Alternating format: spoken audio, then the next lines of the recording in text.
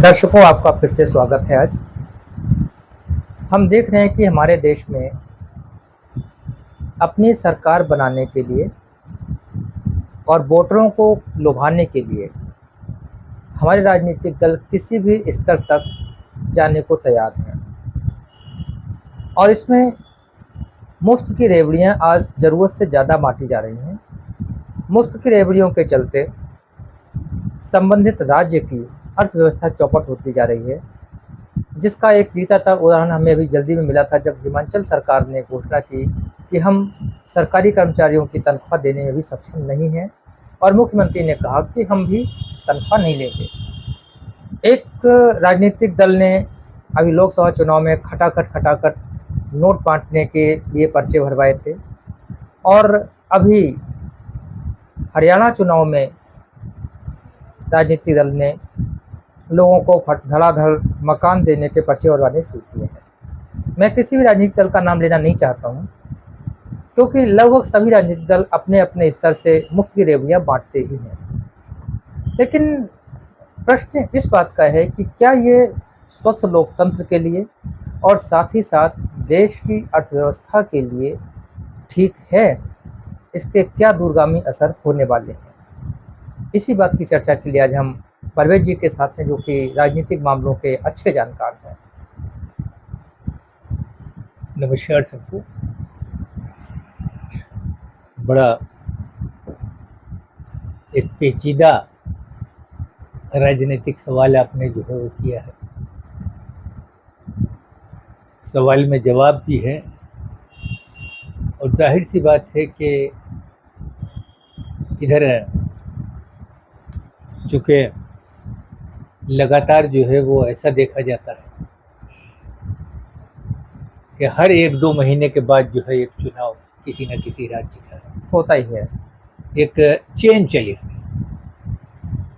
Media को ठीक है, एक थोड़ा सा हट करके जो है एक टॉपिक मिल जाता है, बॉक्स दिखाने का मिल जाता है, अंदाज लगाने का मिल जाता है और पूरा हिंदुस्तान क्या पूरी दुनिया जो है वो भारत जैसे इतने बड़े लोकतंत्र के बारे में, चुनाव के बारे में बड़े उत्सुकता के साथ में उस मीडिया की रिपोर्ट्स को पढ़ता है।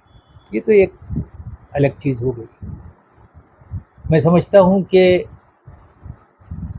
आजकल एक और चर्चा जो है बड़ी ज़ोरों में हो रही है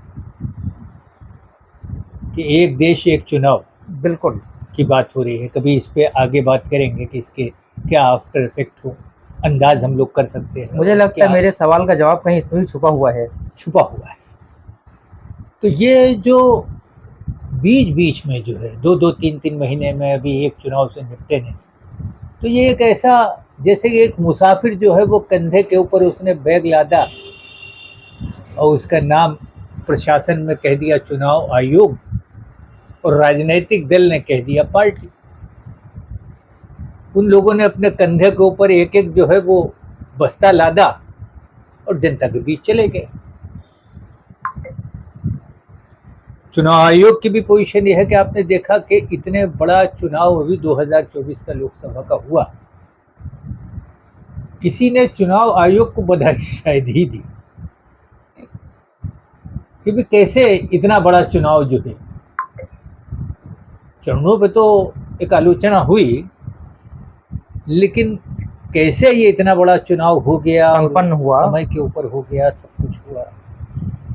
तो ये अपनी जगह पर बहुत बड़ी बात है और इसी लोकतंत्र की पूरी दुनिया जो है वो बड़ी हैरत भरी निगाहों से देखती है। भले ही विकसित राष्ट्र कोई हो हुआ करें, 30-30 करोड़ की जनसंख्या, 25 करोड़ की जनसंख्या लेकर के वो यहाँ तो 140 करोड़ पहुँच रही है। विकसित राष्ट्र बने हुए हैं, ठीक है, उनकी इकोनॉमी अच्छी है, सब कुछ है।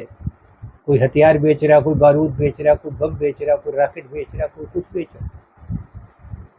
तो ये अपनी जगह पर थोड़ा सा, मैं फिर वहीं पे आपके मुद्दे पे वापस आता हूँ कि ये इन हालात ने जो है मैं समझता हूँ मजबूर कर दिया है राजनीतिक दलों को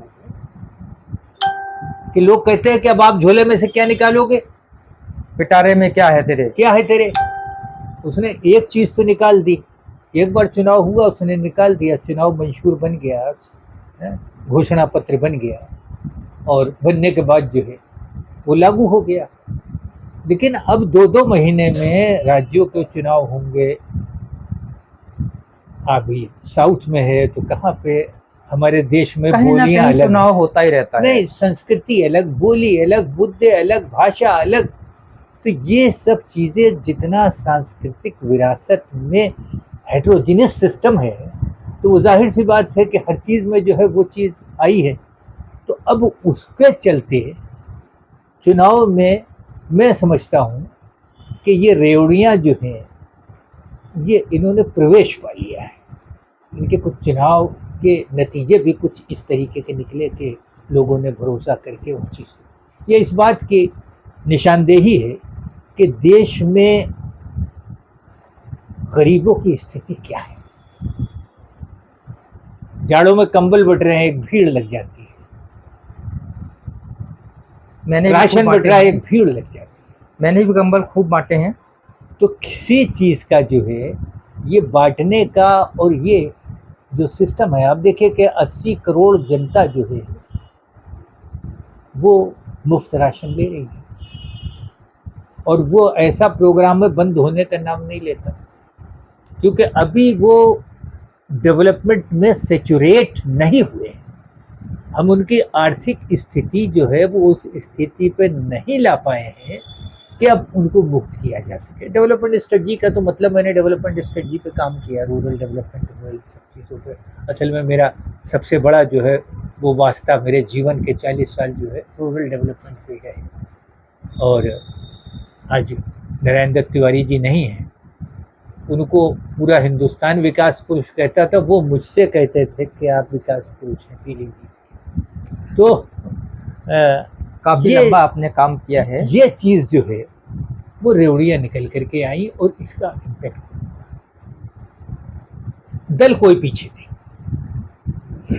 मुझे लगता है एक मुकाबला होता है जादूगर के पिटारे का कि हम खामोश हैं। आपने देखा कि अभी 2024 का लोकसभा के चुनाव में लोग इंतजार, हम जैसे बुद्धिजीवी लोग इंतजार करते रहे कि राष्ट्रीय दल जिन्हें सरकार बनानी है, जिनके बारे में हम लोग उम्मीद करते हैं कि ये दल अपनी जगह पर रेस में है, रनिंग में है, तो ये लोग अपना क्या चुनाव घोषणा पत्र जारी करते हैं, क्या मैनिफेस्टो होगा इनका। बड़ा इंतजार करना पड़ा। एक दूसरे को लोग देखते रहे, राजग को देखते रहे, इंडिया को देखते रहे, यानी राजग जो है इंडिया को देखता रहा, इंडिया राजग को देखता रहा कि ये पहले खोले तब हम खोले। तो वो सब चीज़ अपनी तैयार रही और उसके बाद में जो है ये पिटारा खुला।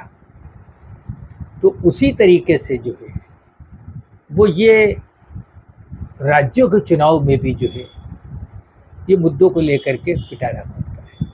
आपने अभी चर्चा की हिमाचल प्रदेश की, तो राज्यों के चुनाव है, इनमें जाहिर सी बात है इन चीज़ों का इम्पैक्ट होता है।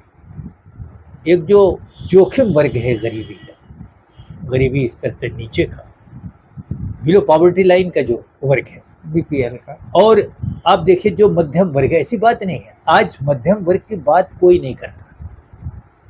वो मिडिल क्लास जिसके ऊपर देश का विकास टिका, उनके पास अगर प्रोडक्शन और उत्पादन जुड़ा है, मान लीजिए किसान के साथ में, सीमित किसान के साथ में, बड़े किसान के साथ में, आर्टिजन्स के साथ में, कामगारों के साथ में, शिल्पियों के साथ में, लेकिन जो मध्यम वर्ग है ये अपनी जगह पर न इधर है न उधर है।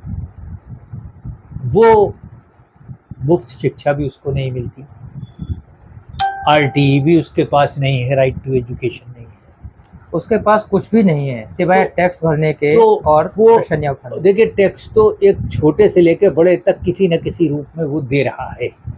एक बार दे रहा है, 10 बार दे रहा है, इसकी भी कोई गिनती नहीं। और ये टैक्सी की वजह है, जीएसटी की वजह है कि आज सरकारें जो है वो मालामाल है, लेकिन तो कंगाल हो गई।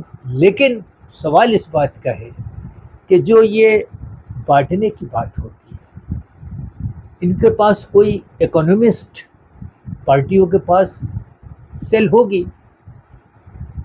हर पार्टी के पास जो वित्त मंत्री होता है वो उनका इकोनॉमिस्ट होता है। या जो वित्त के मामले में जो एक्सपर्टाइज हैं, जिन्होंने 2-4 बार जो है वो संसद में बजट पेश कर लिया है या विधानसभाओं में बजट पेश किया है, और जो आजकल बहुत से आईएएस भी रिटायर होकर के जो है वो अपनी जगह पार्टियों में अपनी सेवा दे रहे हैं, तो ऐसे लोग भी पार्टियों के पास हैं, तो वो उनको जो सुझाते हैं उस सुझाने के हिसाब से मैं समझता हूँ कि उतना न ध्यान करके वोट बैंक के ऊपर ध्यान रखा जाता है कि आखिर वोट हमको कैसे मिले। ये एक शब्द बड़ा आम हुआ, खटाखट और फटाफट और सटासट, ये सब चीज़ें जो हैं वो क्या है, ये एक तरीके का आप जो है वो आवाहन कर रहे हैं, एक प्रलोभन है। हमारे चुनाव की जो आचार संहिता है उसमें साफ दिया हुआ है किसी प्रकार का वित्तीय प्रलोभन नहीं दिया जाएगा। लेकिन इन सब के होने के बाद भी फिर चुनाव नहीं, आयोग लेकिन इसकी सख्ती सवाल नहीं इस करता बात है। का है कि जहाँ विकास की बात आती है, जहाँ ये बात आती है कि गरीबी उन्मूलन की बात आती है, तो अब अगर ये विकसित राष्ट्र हो तो ये रेवड़ियाँ न चले। अब देखिए रेवड़ियाँ जो है वो कहीं अमेरिका में, या मतलब ये है कि यूरोपियन कंट्रीज में, और जो जो भी जगह डेवलप जहाँ कंट्रीज लोकतंत्र हैं। है, क्योंकि लोकतंत्र तो अब गिने चुने कुछ मुल्क रह गए हैं जहाँ राजशाही है। लोकतंत्र सब जगह है, कहीं प्रेसिडेंशियल है, कहीं प्राइम मिनिस्टर बेस है, ये अलग अलग अपने संविधान के हिसाब से, तो कहीं ये नहीं है। लेकिन जहाँ जो गरीब देश होते हैं, जहाँ गरीबी उन्मूलन कार्यक्रम चलते हैं, जहाँ वाकई में लोगों को ज़रूरत होती है, तो वहाँ पे ज़रूर ये चीज़ अपनी जगह इम्पैक्ट करता है और उसको देखा गया है। आपने हिमाचल की बात कही, तो वाकई में हिमाचल में जो है वो आर्थिक संकट जो है वो एक जग जाहिर हो गया जब चीफ मिनिस्टर ये कहे कि मैं अपनी तनख्वाह इसमें दे रहा हूँ, हालांकि उनकी तनख्वाह से बजट पे क्या फ़र्क कोई पड़ना फर्क क्या नहीं पड़ना है। लेकिन एक बात निकल करके आती है कि स्थिति जो है वो अपनी जगह फाइनेंशियल जो है बहुत खराब है। बहुत पहले पुराने वक्त में हम जानते हैं कि बड़ी मुश्किल से राजनेता कोई घोषणा मंच से करते नहीं थे। मैंने देखा है कि कभी कभी जो है वो हमारे उस 80s में ले लीजिए, या 75 से लेकर के, और इन्हें आपातकाल का भी वक्त मिला लीजिए, और 85 तक का आप देखिए, 90-85, तो उस वक्त अगर ये कहा जाता था, कोई विधायक कहता था कि साहब आकर के ये चीज़ घोषणा कर दीजिए, तो चीफ मिनिस्टर देर लगाता था। वो कहता था कि मैं पहले मालूम कर लूँ कि हमारी स्थिति क्या है, आप आइए बैठिए, बैठने के बाद बात करते हैं। तो वो फाइनेंस सेक्रेटरी को बुलाता था, एपीसी को बुलाता था, इस तरीके से बुलाने के बाद पूरी मंत्रणा होती थी। ये होता था कि किधर से पैसा निकालोगे, कहाँ से आएगा, ये कितने करोड़ का जो है, ये 200 करोड़ कहाँ से निकालोगे, 2000 करोड़ कहाँ से निकालो, कैसे क्या करोगे, ये होता था। लेकिन अब ये देखा जा रहा है कि ये जो चूँकि बार बार चुनाव है, तो अब जब मेरी झोली में कुछ है ही नहीं, खाली चुनाव जनता से मांगने का ही एक मैंडेट है कि साहब चुनाव में वोट मांगना है, तो मांगने की जगह पर एक चीज़ ये भी निकल आई कि रेवड़ी बांटे। सरकार को तो हम मान सकते हैं, अब विपक्ष रेवड़ी न बांटे तो क्या करे। अब ये भी एक सवाल है कि सरकार ये करती है कि अगर जो है वो मुफ्त का गल्ला भी बांट रही है, तो वो बाकायदा जो है वो प्रधानमंत्री का फ़ोटो भी लगा है, मुख्यमंत्री का फ़ोटो भी लगा है, और उसमें दिया हुआ है एक बहुत बेहतरीन पैकेट भी है, बैग भी है। तो ये सब अपनी जगह पर जो है वो, अगर आवास भी है, मोदी आवास भी है, तो हर राजनीतिक दल हर सत्ता में अपना सरकार के जो लोकप्रिय कार्यक्रम होते हैं गरीबी उन्मूलन के, उसका वो नाम देते हैं, और नाम देने के बाद उसका प्रचार प्रसार होता है। वो तो अपनी जगह मुझे लगता है कि मैं अगर इम्पार्शियल नहीं हूँ तो मैं उसको जायज़ कहूँगा। मैं इस बात से सहमत हूँ। लेकिन चुनाव में इस तरीके की घोषणा अगर सत्तारूढ़ राज्य सरकार करती है या विरोधी दल करता है, खाली इस वजह से कि मैं इतने वोट ले लूँगा, तो ये अपनी जगह पर उचित नहीं है। ये सिर्फ एक आड़ लेकर के जो है, यानी टट्टी के वोट में शिकार करना है। तो इस चीज़ को जो है वो राजनीतिक दलों को थोड़ा सा ध्यान रखना चाहिए, क्योंकि उसके बाद में एक शर्मिंदगी होती है। आज हिमाचल की जो आर्थिक स्थिति है वो अपनी जगह पर, हालांकि उनका कहना ये है कि हमको पूरा पैसा जो मिलना चाहिए वो नहीं मिल रहा है, वो सब एक अलग की बात है, लेकिन इसमें कोई दो राय नहीं कि आर्थिक स्थिति डगमगाई। नहीं तो जब आपके पास जितना बजट था आप उतनी योजना लागू की घोषणा करते, आपने क्यों दूसरे के पैसे के ऊपर घोषणाएं कर दी? देखिए, कुर्सी के लिए मैंने आपको बताया कि कुर्सी के लिए कुछ भी कह देना अब राजनीतिक दलों के लिए जो है वो कोई वो नहीं। अब देखिए, जुबान लड़खड़ाती है लोगों की, वोट के लालच में क्या से क्या बोलते हैं, 2 दिन कुछ बोलते हैं, 4 दिन कुछ बोल जाते हैं, पूरब की जगह पश्चिम में आ जाते हैं, पश्चिम जगह पूरब आ जाते हैं। तो ये सब चीज़ें अपनी जगह पर गलत है। मेरा अपनी जगह पर एक इसमें सबमिशन ये है कि ये जहन में होना चाहिए राजनीतिक दलों की कि ये आखिर विकसित राष्ट्र कैसे बनेगा। अगर राज्य आर्थिक रूप से पिछड़ा है तो इसका पिछड़ापन कैसे दूर होगा, वो कौन सी ऐसी घोषणाएं की जाएं जिससे ये राज्य अपनी जगह पर थोड़ा आर्थिक रूप से घोषणाएं तो बहुत होते हैं लेकिन उन पर अमल नहीं होता है। नहीं, ये चीज अपनी जगह पर ये नुमाया होनी चाहिए। मेरा कहने का मतलब ये घोषणा पत्र में ये चीजें आनी चाहिए। अट्रैक्शन इस रूप में हो कि हम, अभी तक मैंने नहीं देखा कि चुनाव का श्री गणेश हो जाता है और उसके बाद में जो है वो घोड़े खोल दिए जाते हैं, अपने अपने विधायकों की ड्यूटी लग जाती है, स्टार प्रचारकों की सिचुएशन हो जाती है, लेकिन कोई राज्य सरकार, चाहे सत्तारूढ़ दल हो चाहे विपक्ष हो, इस बात का जो है वो पर्चा नहीं छापता है, नहीं वो आम करता है कि हम इस राज्य को मजबूत बनाने के लिए क्या क्या करेंगे। कभी सुना आपने? कभी ऐसा हुआ? नहीं होता। ये होना चाहिए। होना इसलिए चाहिए कि जब राज्य मजबूत होंगे तभी तो देश मजबूत होगा, और जब देश मजबूत होगा फाइनेंशियल तरीके से तभी तो विकसित राष्ट्र होगा।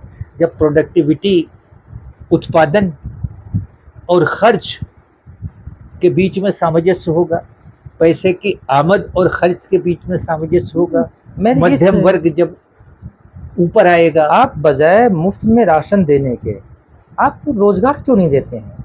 आप उसको इतना सक्षम क्यों नहीं करते वो राशन जाके खरीदे? देखिए, देहरादून में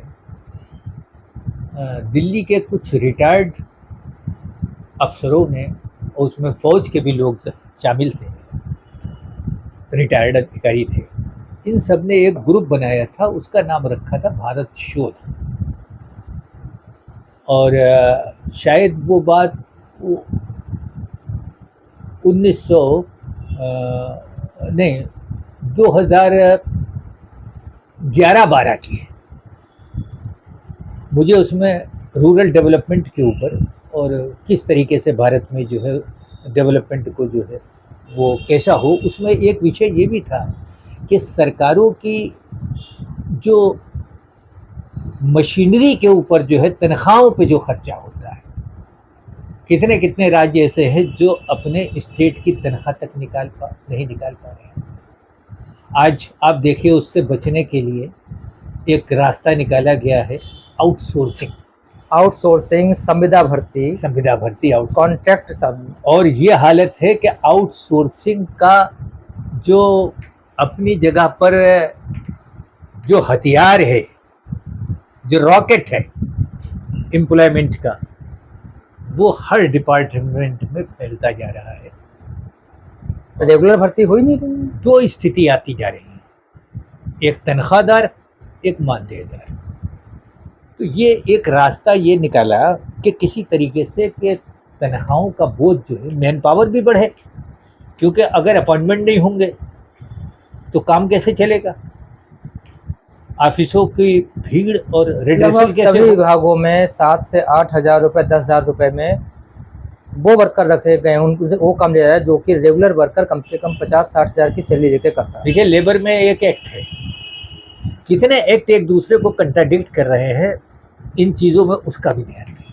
समान वेतन, समान कार्य एक बाकायदा जो है, जी बिल्कुल, वो कानून है, लेकिन एक स्कूल में जो है एक अध्यापक 10,000 रुपये महीने का है, वो शिक्षा मित्र है, और दूसरा अध्यापक जो है 80,000 रुपये 1 लाख रुपए लेता है।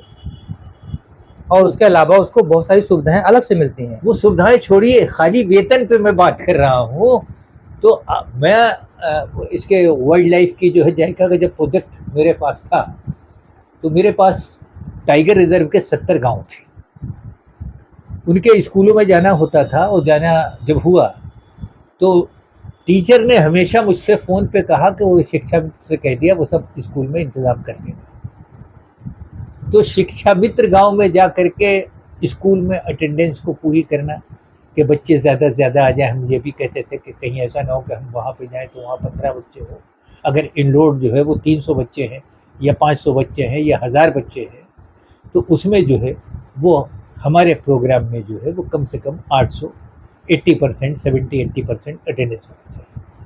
तो वो घबरा करके कहते थे कि साहब वो शिक्षा मित्र, मैंने देखा शिक्षा मित्र ही ये काम करता है, स्कूल खोलने का काम वही करता है, बंद करने पढ़ाने का काम उसी का, मेहनत भी सबसे ज़्यादा ही करता है और पैसे भी सबसे कम है। तो ये जो स्थिति है, ये शायद इसी चीज़ को दूर करने के लिए है कि हमारे ऊपर बोझ जो है। तो मैं वही देहरादून की बता रहा था, उसमें वो संस्था का नाम भारत शोध था। तो उनकी किताब भी थी, मेरे पास है, मैं कभी आपको देखिएगा। उसमें सारी इकोनॉमिक्स दी हुई है कि कितना कितना बोझ राज्य के ऊपर है, और राज्य किस तरीके से उसको जो है वो कैसे बोझ कहाँ से निकाले, क्या करें। तो ये सब चीज़ें एक थी। तो अब जब वो चीज़ मजबूत होगी तो देश जो है वो तभी तो विकसित राष्ट्र होगा। डॉक्टर APJ अब्दुल कलाम कहते थे कि 2022 उन्होंने दिया था कि 2022 तक देश को विकसित राष्ट्र होना। अब आगे को वो एक्सटेंशन होता जा रहा है। यानी विकसित राष्ट्र का जो आरक्षण है, एक आरक्षण समझ लीजिए कि भाई तब तक हो जाएगा, आश्वासन है। आश्वासन जो है वो 5-5 10-10 साल जो है वो बढ़ता जा रहा है। तो मैं ये कहता हूँ कि ऐसी घोषणाएं चुनाव में हो, जिन घोषणाओं में ये कहा जाए कि इस राज्य को मजबूत करने में, और मजबूत कब होगा, जब कमज़ोर मजबूत होगा। मजबूत तो है, ये नहीं कि आपका जो है वो देश में जो है वो करोड़पतियों अरबपतियों की संख्या बड़ी तेज़ी से बढ़ रही है, गरीबों की स्थिति जो है और ख़राब हो रही है, वो ख़राब हो रही है। आपका इकोनॉमिक स्थिति जो है बांग्लादेश से भी नीचे है। तो ये सब चीज़ें सोच करके बजाय रेवड़ी के, आप सरकार बने न बने, लेकिन आपका स्पष्ट विचारधारा राजनीतिक दलों का, खास तरीके से अब तो 2 बातें हो गई, चाहे इंडिया कह लीजिए चाहे राजग कह लीजिए, हम किसी पार्टी के नाम नहीं, सबको जब बैठते हैं, जब आपस में अलायंस बनाते हैं, तो इन दलों को ये चाहिए कि भी बैठ करके भारत मजबूत कैसे होगा, विकसित राष्ट्र कैसे होगा, पहले उस पर बात करें। लेकिन वो हमारा एजेंडा नहीं लेकिन है। उस बात पे बात होती है कि 5 सीटें किसकी हैं और 3 सीटें किसकी हैं, मैं वहाँ कहाँ मजबूत हूँ, मैं वहाँ पर कहाँ हूँ। तो जो कुछ भी है वो कुर्सी के 4 पायों को मजबूत करने के लिए जो है, जो ये चीज़ होती है, ये चीज़ गलत है। इसी की शाखा जो है वो ये रेवड़ियाँ हैं। और ये भी आप हरियाणा में जो है, मुझे पता चला है कि साहब वहाँ पर जो है वो मकान हालांकि मोदी आवास है, वो चल रहा है, पूरे देश में लागू है, और उसके पे बाकायदा जो है वो इशू होते 2 लाख रुपए का है, वो करीब 2 लाख लगभग 2,30,000 रुपए का है, ये 3 लाख का कर दिया। तो ये सब चीज़ें जो है वो बड़ी एक पॉलिटिक्स तरीके। एक चीज़ और थी कि मोदी जी तो आपकी अपनी ज़मीन, आपके अपने घर में जो टूटा फूटा पड़ा उसको बनाने की धन दे रहे हैं, वो उसमें प्लॉट भी दे रहे हैं, साथ में प्लॉट प्लस मकान। अब आप देखिए, जो मुल्क कर्जे में इतना दबा हुआ हो, आप देखिए कि अक्सर ये चीज़ देखने में आती है, रिपोर्ट आती रहती है कि 2014 में अगर ये 50-60 लाख करोड़ रुपए का था विदेशी कर्जा, तो आज जो है वो उससे जो है वो 10 गुना बढ़ गया। तो ये सब चीज़ें हैं। आखिर ये इसका अपनी जगह पे बोझ तो ही है, कर्ज तो कर्ज है। तो विकसित राष्ट्र बनने के लिए लोगों को बात करना चाहिए, दलों को चुनाव से पहले अपना चुनाव घोषणा पत्र जारी करें, चाहे राज्य हो। राज्यों में ये चीज़ बहुत बीमारी जो है वो रेवड़ियाँ की आती जा रही है, जो ज़रूरी चीज़ है वो अपनी जगह दबती जा रही है। अब आप देखिए बिजली में कितना जो है वो अनसर्टेनिटी है। दिल्ली का बिजली का सिस्टम दूसरा है, दूसरे राज्यों को दूसरा। उत्तर प्रदेश में सबसे महंगी बिजली। और अभी जो प्रीपेड मीटर लग रहे हैं उसके बाद तो पता नहीं क्या होगा। आप ये समझिए कि ये चीज़ें ऐसी हैं कि इन पे ध्यान देने की ज़रूरत है। चुनाव में जब आप जाएं, चुनाव में तो उत्तर प्रदेश को भी जाना है, सब प्रदेशों को जाना है, आगे पीछे जाना है। तो ये देखें कि ब्लैक लिस्टेड जो है वो बिजली की कंपनियों को आपने मीटर का ठेका दे दिया। तो ये सब चीज़ें जो हैं वो अपनी जगह पर सोचने की चीज़ है कि हम कौन सा ऐसा काम करें जिससे आम आदमी त्रस्त हो रहा हो और उसमें बदलाव चाहता हो, राहत मिलनी उसको चाहिए। घोषणा कीजिए, आम उस आदमी को बात को राहत कीजिए, ताकि ये हो कि हाँ इस चीज़ को। तो ये इस तरीके का तब होगा जब ज़मीनी सोच लेकर के उसका सर्वे हो, उसको लेकर के आए, मुद्दों की तलाश हो, वोटों की तलाश नहीं, जातियों की तलाश नहीं, मुद्दों की तलाश, विकास के मुद्दों की तलाश, उसको लेकर के आगे कुल बढ़ने मिला की के जरूरत है। हमारा सार यही निकला कि बजाय मुफ्त की रेवड़ियाँ बांटने के, जो आधारभूत ज़रूरतें हैं, जो आधारभूत आवश्यकताएं राज्य को मजबूत करने की हैं, व्यक्ति को मजबूत करने की है, उन पर चर्चा होनी चाहिए, उनको लेकर घोषणाएं होनी चाहिए। कंप्लीट डेवलपिंग एक्शन प्लान एक स्टेबल होना चाहिए और उसको गंभीरता के साथ में पूरा करें। ये नहीं कि वोट ले लिया, वोट लेने के बाद सरकार बना ली और हम और भूल उसके गए। बाद जो है वो आपने कहा साहब वित्तीय स्थिति, तब वो मुख्य सचिव जो है और एपीसी और राज्य का जो है वो वित्त सचिव ये कहता है साहब हमारे पास पैसे नहीं, हम कैसे दें। तो फिर ये कहते हैं कि साहब पैसा अभी नहीं हो पाया है, इसलिए ये चीज़ नहीं हो पाई। तो ये चीज़ ठीक नहीं है। आप लोग अर्थशास्त्रियों को रखें, पॉलिटिकल पार्टीज, और एक्सपर्टाइज को लें, तमाम आईएएस और जो भी घोषणा की economists जाए, जो है जो भी होते घोषणा हैं। की जाए उसको पहले मंथन किया जाए, अर्थशास्त्रियों से, समाजशास्त्रियों से चर्चा करके, विचार करने के बाद अगर हम पाते हैं कि हम ये इतना सक्षम हुए हैं, तभी कोई घोषणा करें। जब आप घोषणा कीजिए और घोषणा जो है और उसको पूरा करिए। वो ऐसी नहीं होनी चाहिए। एक कम से कम एक बड़ा वर्ग उससे प्रभावित होना चाहिए। और खाली यही नहीं है कि आपने जो है बीपीएल को कर दिया, बीपीएल को कर दिया, लेकिन बीपीएल के बाद में जो एपीएल है मान लीजिए तो थोड़ा उससे ऊपर है, आपने एक रेखा बना दी कि 1 लाख के नीचे ये होगा तो 1 लाख से ऊपर ये होगा। जो मार्जिन पे आकर के जो 100 रुपए से ऊपर अगर उसका क्लास बदल गया उसका तो क्या उसका क्या होगा? उसकी तो सबसे ज़्यादा समस्याएं हैं। उन समस्याओं को लेकर के वो, क्योंकि वो अपनी जगह पर उसका जो बजट है वो बड़ा डिसेंट्रलाइज्ड है, वो उससे बहुत उम्मीदें हैं। तो उस तरफ भी देखना है। भाई समाज का जो अपर मिडिल क्लास है उसको छोड़ दीजिए, कैपिटलिस्ट क्लास को छोड़िए। आप कैपिटलिस्ट क्लास को तो जो है वो कर्जा जो है माफ़ी कर देते हैं। छोटा क्लास जो है जिसका लाख है 70,000 60,000 रुपये, आप उसका कर्ज माफ नहीं कर रहे हैं, आप करोड़ों का माफ कर वो रहे हैं। 10% के ऊपर जो है वो मरा जा रहा है कि सब कलेक्टर के यहाँ से रिकवरी आ रही होगी और हम कैसे क्या करेंगे क्या नहीं करेंगे। उसका बैंकें भी जो है सबसे आगे आ करके जो है वो आम आदमी नीलामी लगाते हैं। आम आदमी को पीसती है। लेकिन अरबपति लोग, आम आदमी को बैंक ना तो लोन देती है और अगर दे भी देती है तो उसको ऐसे वसूल करती है जैसे उसने कोई बहुत बड़ा अपराध कर दिया हो, जबकि बड़ा आदमी जो है, बड़े कर्जदार है, उससे पास वो बोलती भी नहीं है। अब कम से कम बैंकिंग में ही इतनी बात कर लें। कभी कभी हम लोग जब इसमें जो डिस्ट्रिक्ट प्लान की मीटिंग्स हुआ करती है हर ज़िले में, ये वीपी सिंह के पीरियड के बाद में जो है वो 1980 के बाद में एक चीज़ बनी कि डिस्ट्रिक्ट में ही प्लान बने कि डिस्ट्रिक्ट में नीड बेस्ड चीज़ को लेकर के हम जो है वो पैसा इन्वेस्ट करें। तो ये इस तरीके की जब चीज़ होती थी तब ये बात कही गई थी कि ज़िले को ज़रूरत क्या है। तो नीड बेस्ड प्लान के हिसाब से जो है आप ये कीजिए कि जब कोई घोषणा कीजिए तो उस नीड बेस को ले लीजिए कि हमको किस चीज़ पे जो है वो क्या करना है। तो एक बड़ा स्पष्ट होना चाहिए। इस तरीके की चीज़ें नहीं होना चाहिए। समाज का हर वर्ग की कौन सी प्राइम एक इश्यूज़ हैं, उन प्राइम इश्यूज़ को लेकर के जो है वो चीज़ होना चाहिए। सभी को जब तक के एडजस्ट नहीं होंगे, जब तक मिडिल क्लास और लोअर क्लास हो, ये अब आप देखिए कि एक आदमी ऐसे ही समझ लीजिए, बड़े स्पष्ट सी बात है, जो लोग ज़मीनी बात करते हैं, आज देखिए कि मोदी जी भी कभी कभी वो बात कहते हैं कि पकौड़े वाली बात करते हैं कि पकौड़ा तल लिया जाए। तो इसमें कोई दो राय नहीं, एक गोलगप्पे वाला, एक ठेले वाला 1000 रुपया जो है वो रोज कमा करके ले जाता है, इसमें कोई दो नहीं, नो डाउट। सही बात है। रिक्शे वाला, टमटम वाला, ठेली वाला मजदूर भी 1000 रुपये पैदा कर लेता है, 500 रुपये कहीं गए। 400-500 रुपये पे आपको मजदूर, नरेगा की वजह से मजदूरी जो है ये पोजीशन हो गई, जो मजदूरी के रेट कम थे वो आज मजदूरी के 600 रुपए के आसपास बेहतरीन हो गए।